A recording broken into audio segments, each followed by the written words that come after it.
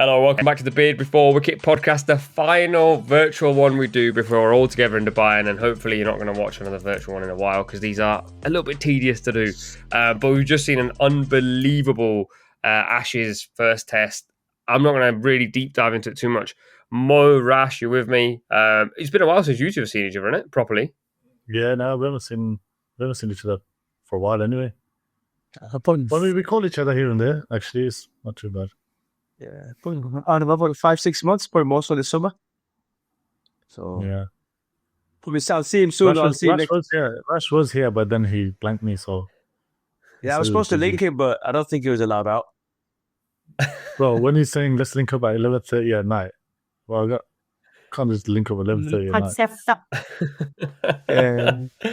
Well, the good news is we're all going to be at the ILT together, so we're going to see a lot of each other. So get ready for that. Let's chat about the Ashes. We'll re-review our IoT business at the end of this episode, so stick around for that. And also, we're going to be doing a 50k subscriber Q&A special. Thank you very much for supporting us. So drop all your questions in the comments.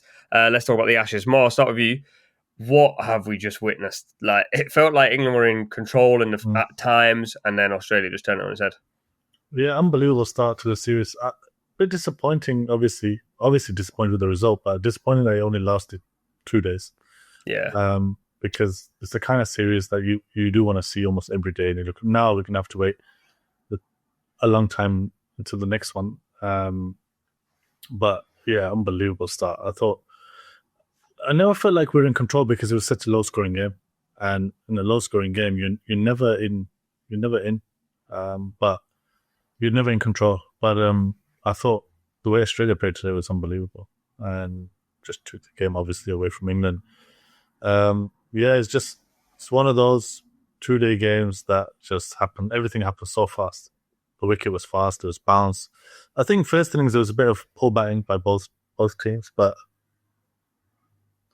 again, a great bowling from both teams. What do you think, Rash?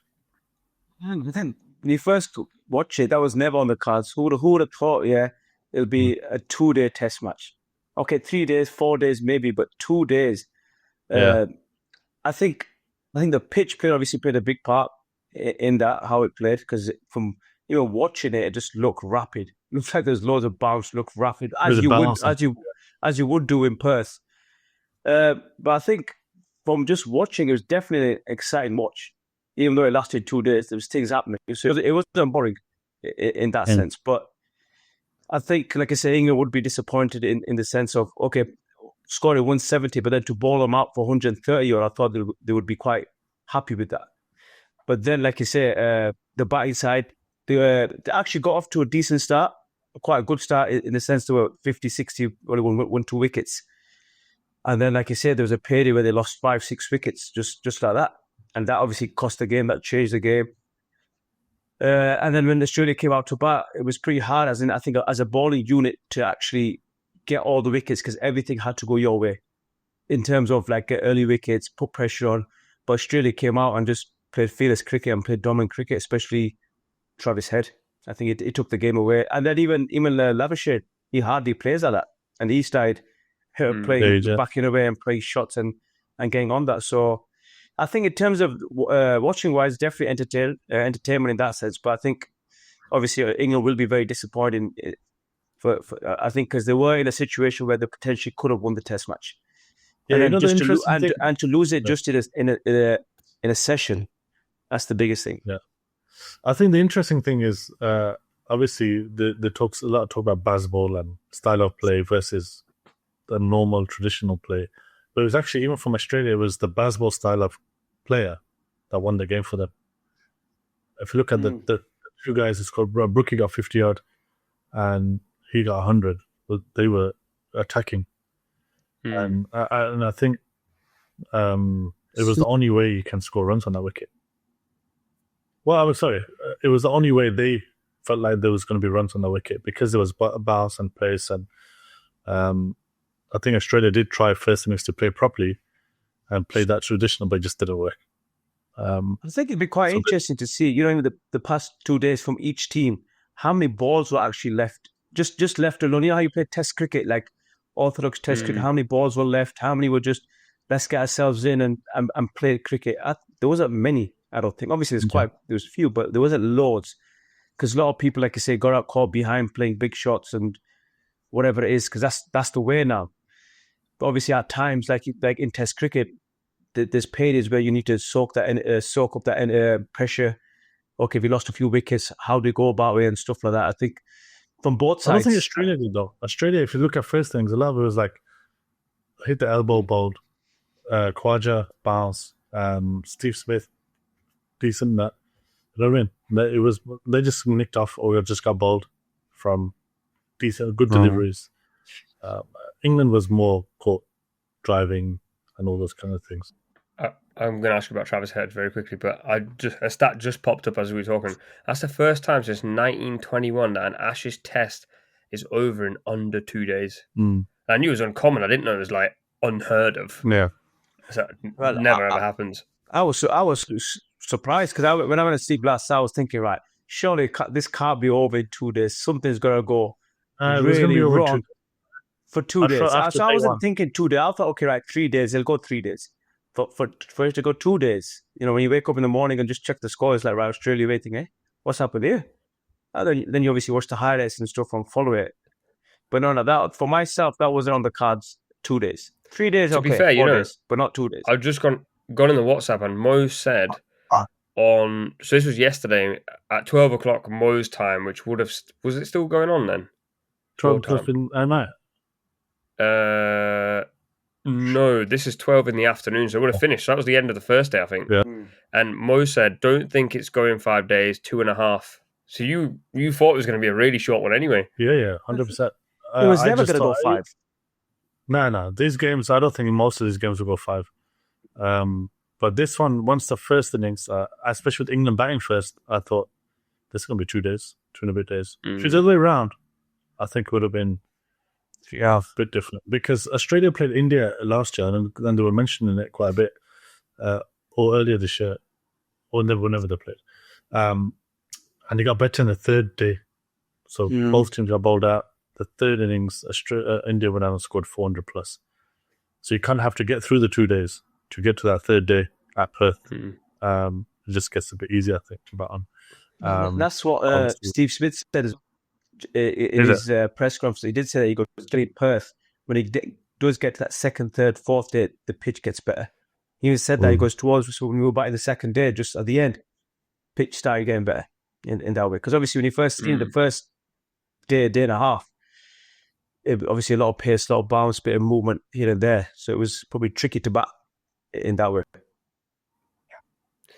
Rashid, you mentioned Travis Head. Looking from the outside, we've basically said that there was not many runs scored. How does one guy come along and he bats really well on a pitch that no one else can bat on? Like insight-wise, for people watching who don't play cricket, or like you don't see this very often. What was he doing that other players just didn't do? Yeah. Firstly, I think he's very unorthodox in the sense of you don't play a front foot defence or a back foot defence. If the ball's just outside off, he will go bit to leg and cut it for 4. He will go inside it and pick it over square leg. So he's very unorthodox in his shot selection. He'll back away and cut it over point for 6 and over cover. And so I think he's in that. Obviously, he's very fearless in the way he plays his cricket, in the way he goes about things. I think that's what makes him so dangerous and a match winner, is because he'll go out there regardless of the situation and just think, right, let me take the attack to the bowlers. And as he did this second innings as well. But I think I could say it's the fearlessness of just going out there and trying to dominate and playing unorthodox. Because when you watch him, it's not like he looks easy on the eye, if you know what I mean. It's like it looks he's doing a lot of stuff, moving around a lot, over point, but he's very effective. And he's done, like I say, he's done it over a number of years now in all forms. I think he's a big match winner. He's not somebody where if you're teaching someone how to bat, or you're trying to show kids, and you would never show his batting, because technically he's all over the place.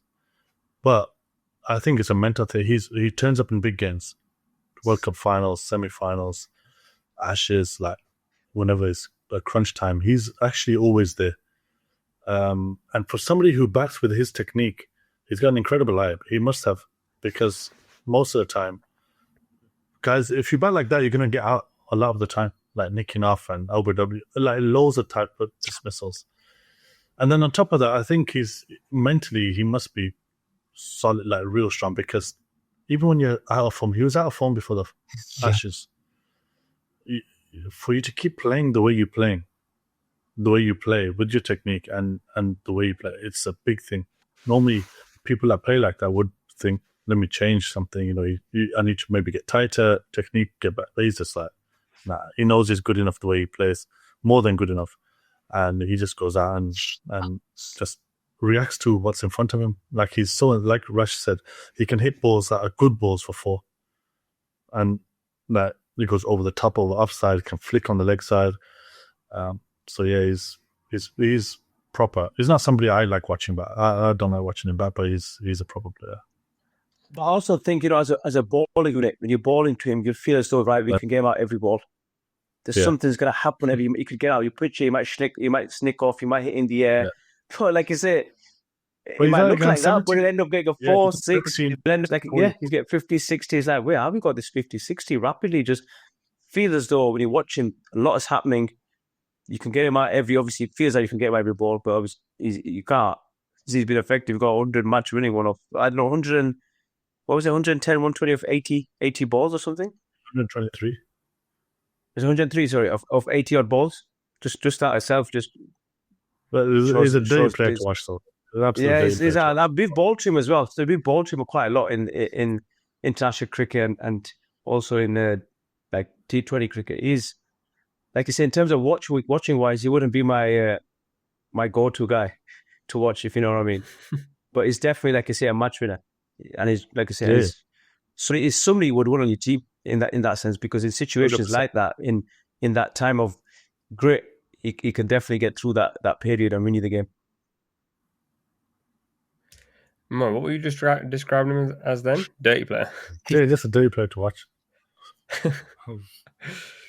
It's not good on the eye. Like, it's entertaining at the same time. Yeah, that's what I say. Like, he's quite fun to watch in a lot of ways because he gets after the bowlers. No, he's not entertaining because but it's like, it just wouldn't, I don't know. It's just like the technique wise, it's just not a classical sort of player.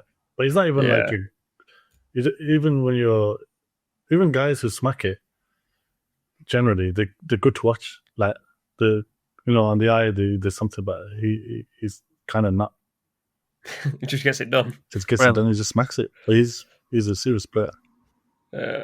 We'll stick with Aussies quickly before we move over to England. Mitch Starc, 10 wickets. I think we all backed him at the start to get the most wickets. He was unbelievably good. Cricket fans online are basically debating that when he's at his best in Test cricket, in the big occasions, he's better than his peers, Bumrah, Rabada, everyone else. When he's like this, like, I actually agree with a lot of people saying that online. I don't think there is many better than him in Test cricket. Like, he gets wickets, he's fierce, he's horrible, like, to play against. You should. So one thing about him is when he gets fifers, it's rapid. So it's like 5 for nothing a lot of the time. And he can rip you apart within. He's just somebody who can just rip through your top 4 batters out of nowhere. And he just got a real amazing knack of getting wickets. Like getting people out with a new ball straight. Getting a wicket after first over, for example, happens a lot when he's bowling, which is massive in Test cricket and one-day cricket, T20 cricket. And he's the kind of guy that can get the Travis Heads out, if that makes sense. Like when you're playing T20, like you want him to be bowling because he might go for a couple of 4s early, but he's going to get you a wicket. But he's an unbelievable bowler, amazing performer, and he has been for a very, very long time. It's like the swing, the pitch up, the pace, and then there's this one that he runs back to the left-handers, goes across the right-handers. And the amazing thing for him, I think, and where Australia will be buzzing, is that they weren't playing the other 2 probably better bowlers that people think are probably better than him, if that makes sense. So you got Hazelwood, Cummings. People would say they're harder to face, but I think the great bowlers, and Brodie did this as well. When Jimmy didn't play, Brodie would bowl amazingly well. They just step up And to have two of your senior bowlers not playing, and then Starkey comes and steps up the way he did, unbelievable. He's also one of them bowlers, as a new bowler, you don't get many of them who will, right, in the first over, pitch all 6 balls up. So he'll bowl you. He might bowl you a low full toss, or he might bowl you a wide one. But because of his natural ability and because of his wicket taking skill, it's like, right, I might get hit for 8 runs the first over, but I know I'm trying to get wickets every ball. You can see that because he bowls quick, swings it, bit unorthodox in terms of action wise again, in terms of left arm, but it's that thing of pitching it up, getting it swing. I think a lot of his dismissals, these 10 wickets, will be interesting to see how many actually were fairly full to actually bowl course slip LB in that sense.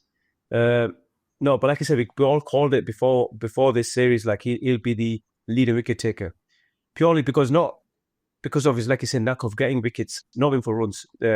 His job is, like you say, isn't to bowl them 10 overs to go for 25 and pick up 1. That's maybe Hazel's job in that sense. His job is to bowl 10 overs, go for 50, but he'll pick you up 4 for and change the game. Like I say, he proved it again. He's done it over 8, 9 years, 7, 8 years in that sense in Test cricket now. Definitely, like you say, when he's bowling like this, he's the best in the world. Like I say, I think he's better than Bumrah in the sense of Test cricket. Yes, Bumrah might look better in terms of the line and length consistently wise, hitting in a good area and nipping it. But in terms of just getting wickets in a cluster of 4 or 5 wickets like that, changing the game, I can't think any better than Starkey in that. Obviously, you Brody did it for England, but Starkey's that guy where you can get these 3, 4, 5 wickets in a spell, bang, game's done, changed, and he's done it over a number of years. So, like I say, he'll be a big threat. Like I say, he started off with 10 wickets. Now he's already got 4 games left as well. He can easily break that record. I think Mitchell Johnson has got, has he? Something like that. I think in a 5 Test match series of, I don't know how many wickets. But he's definitely on for that if he keeps going the way he is. You mentioned that first over, and this relates to what Moeen you've spoken about a few times now. Zach Crawley hasn't started that well. Starc was applying the pressure, to be fair. And obviously I've never played at that level, but the pressure in that first over on a batter must be horrific in Australia when the ball's doing what it was. But 2 ducks for Crawley. He hasn't started well. How do you pick him up after something like that? Do you just go like, it's going to be fine, it's 1, get 1 out of the way? Yeah, I mean, it's a difficult position to be in because he's an opening batter. Normally, you'd probably have Starc, Hazelwood, bowl. Probably Hazelwood would have taken a new ball first, and then Starc would have come on, I think. But I just think it obviously can happen to everybody. You just don't want it to happen early in a series most of the time, so early. But I think he'll come back fine. I think this wicket was quicker than everyone thought it was going to be. And I don't think the bounce, even though the bounce got people out, I just thought they got done for pace a lot of players early on. But I think you just got to move on quickly from this one. I think he'd be more disappointed probably sometimes if you got like a start and then got out. Both, like, generally, but to get a pair early on, it is big pressure now, and it is difficult in Australia to keep your head up when people around you, foreigners. It's like not like you got family and stuff. It's like a lot of Australians around you. People will be talking about how badly we batted, all that kind of stuff. But so clear your mind and just turn up the next game. And quite testing times as well for the people, like you said. For Crawley, who didn't get many runs, because this kind of trip when you play the Ashes, it can be a long one. Like, so obviously, you got 5 Test matches. It's 2 months, over 2.5 months. So, like you say, if he did start off well, that would give him that confidence to say, right, next Test comes, I'll have that confidence to score runs. Now that he's not scored runs, yes, he'll feel a bit of pressure, but I think everybody else will as well, who's not performed to that anyway with the bat or ball. But like I said, this will show a lot of character as well. From him, but also from everybody else as well. So it'll be, I think, like you say, with the group they got as well, I think they'll be quite confident that, right, we still got 4 games left. We can easily bounce back and win 4-1. That's the mentality they'll have, and they'll go with, especially with Stokes here, especially with how Baz is. and just the energy and the talk around. So I think everybody will be backing each other. This kind of stuff happens where people get ducks and don't get runs. But like you say, it's about how they come back now. The hardest thing is, so they lost in 2 days, right? So there's another 3 days. Imagine that there would have been 3 more days. 10 days off. Then you go to Brisbane, he's got a long time to think about, not just him, but all the batters have a long time. And there's a saying we have in cricket, it's like, we're in the bush. You can be in the bush early.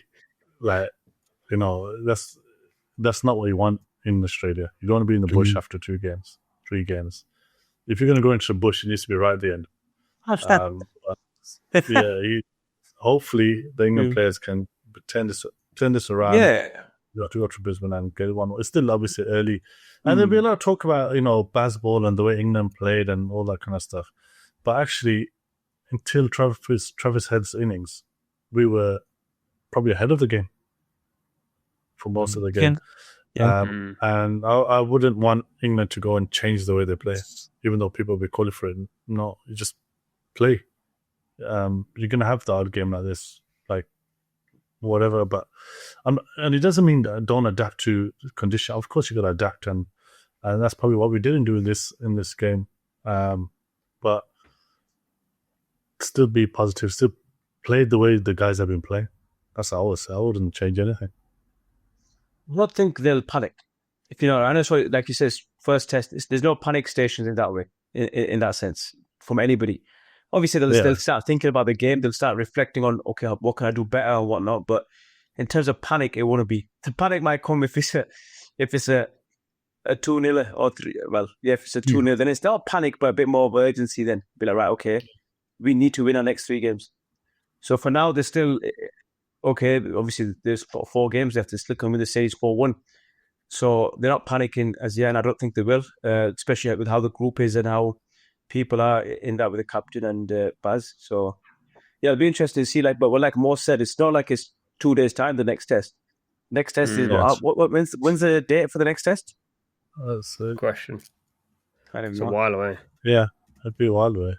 Maybe 10 days. The 4th of December, so like 2 weeks. 2 weeks. So that's a long time. So in that 2 weeks, like what Mo said, a lot of people will be thinking what they're thinking, what's going through their mind.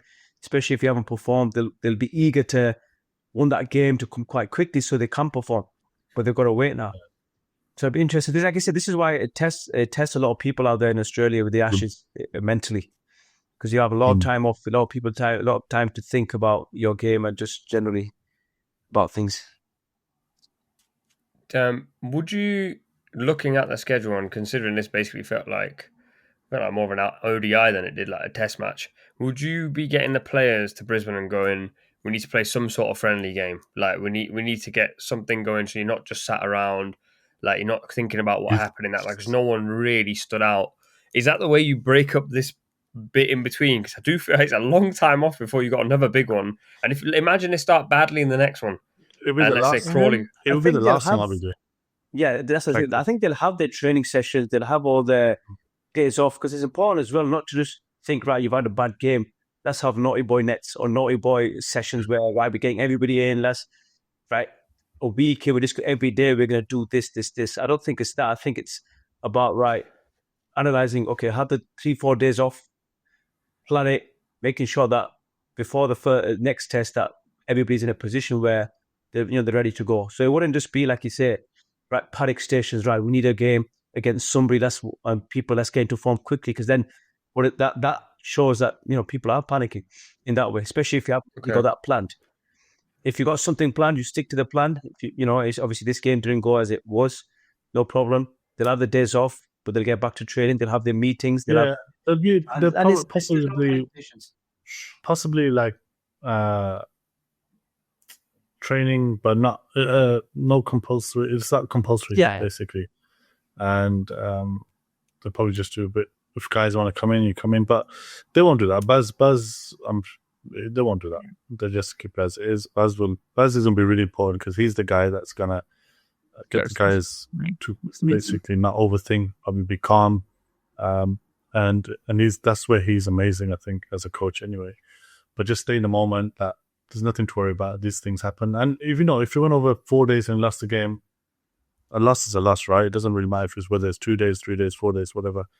So it's important to have that in mind. The other one I think we should probably talk about is Root. Obviously, before the Ashes, we all put our predictions in. Rashid, wait, one of us said first test, didn't we? I did. Wasn't me? I did. Yeah.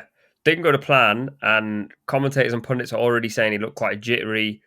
Like didn't look like he was enjoying it out there. Looked like the pressure was maybe getting to him. That's going to happen. Obviously, people are going to say that when you don't get runs early. But this is going to carry on, Like, so the longer it goes on, that he doesn't get a sense. Of course, that's just part of the beast. Like, it's part of playing cricket, sport.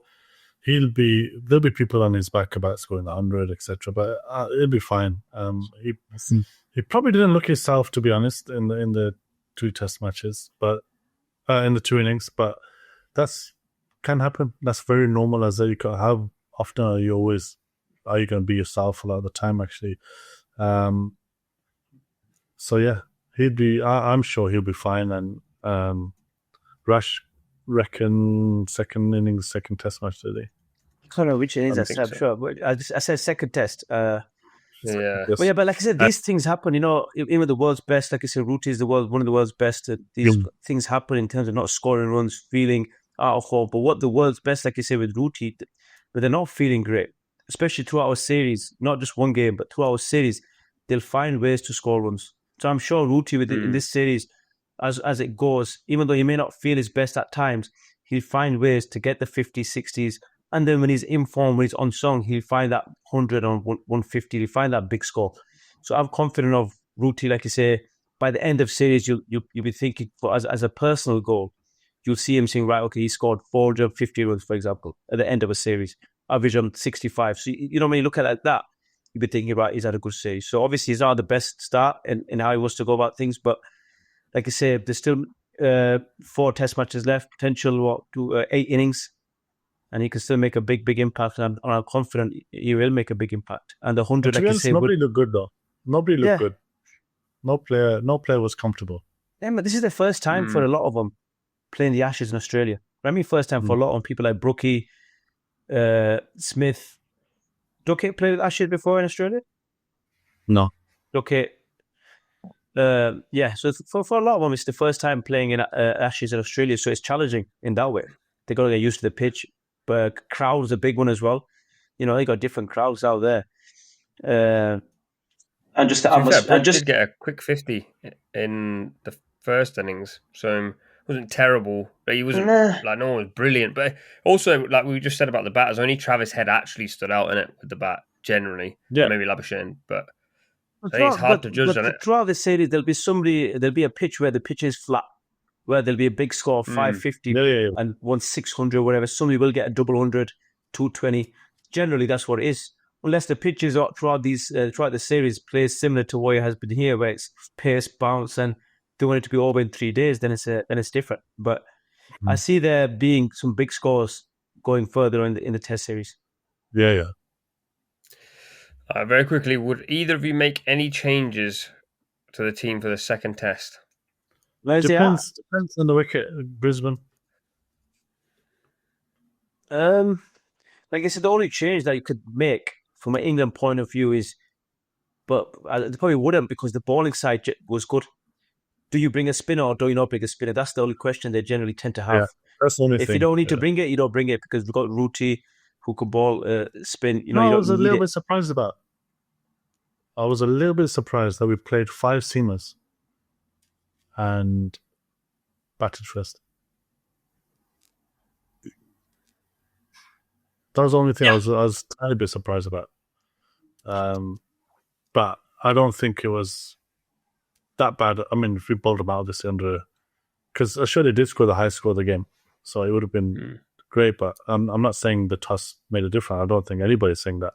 But I'm just surprised when you play 5 seamers that you then bat first. I think obviously with the playing 5 seamers, it gives firstly the captain so many options in terms of his premier seamers, but all of them are. But people, especially people like Joff or Woody, he'll give them to say, right, you know what, you lot could potentially bowl. Your 5 overs is fine. You bowl 4-5. You take an hour break. You come after 4-5. You take it half an hour, and it's a thing of them 2 guys can do that throughout 2 sessions. Especially if you got a 5-man attack. You could keep rotating. You could have Kasi running in, but as he does, balling his 7-8 potentially overs because he's that hustle and bustle kind of baller. Then you got Woody coming in, balling 4 overs, Kasi, and then you got Stokesy coming in as well. So that 5-man attack gives the captain options, loads of options, especially for his seamers to rest and it's great to watch his ball though. The first innings, I enjoyed watching his ball first innings. So the ball proper, quick, and great length. Interesting, like I say, going further on, what the pitch is like in Brisbane. If it's similar Brisbane's to normally very similar, like a bit of bounce. I think apart from that's quick. Sydney, where they say it's a bit and lower, Melbourne. slower, yeah, can grip a bit. The rest are generally quite, like I said, typical Aussie pitches where it's bounce and pace. So, like I say, Brisbane, especially now with Cummings potentially coming back, Hazel coming back, it's going to add that thing for Australia, that bowling attack. Then they got Boland, who's I think is a proper bowler. He's a good bowler, but they can't fit them all in. Can they fit all 4 in? No, they don't. They normally play 3 seamers and a spinner. Lion. Now, are they going to play 4 seamers? Unless they don't play an extra batter somewhere, and they say, right, forget that. Let's put. No, they're going to need the batter. Cummings batting at 7. Starc 8. Yeah. Cummings come back. Starc 8, Boland 9, Line 10, and whoever is 11. Yeah, I think they might go. They might even go just 4 seamers, and not play Lion if they feel. But who would their spinner be if they need to bowl a spinner? I'm trying to think. Travis Head. Yeah, there we go. But I don't see how they. I know they've done it recently, but I don't see how they can play without Lion on the side. But I think because Hazelwood and Cummins are obviously coming back from injuries, I think they might just play. For example, Cummins this game, Hazelwood comes in the following game, so they go Boland, Cummins, Starc, Lion, and then the following game, Boland's out, Hazelwood comes in, Cummins. Do you think any of their seamers will play all 5 tests, especially if England win the next one? It all depends on the series. Because if Australia win 2-3 games, then they'll say, right, Starc, you chill. Yeah, it doesn't matter. You're done for the series like that. But if it's that 1-1, 2-1, 2, like that, I reckon somebody like a Starc will play all 5 test matches. Yeah. Starc could be the only one that plays all 5. Yeah. All right. Well, it was fun just sitting there and listening. I can't lie. It was an education. This is an educational episode for me. It's the last one we're going to do virtually, as I promised you guys. There's loads of content coming your way. I land in Dubai next week. Rash is there at some point. Mo's already there in between his T10 league. By the way, Mo, I should ask you this.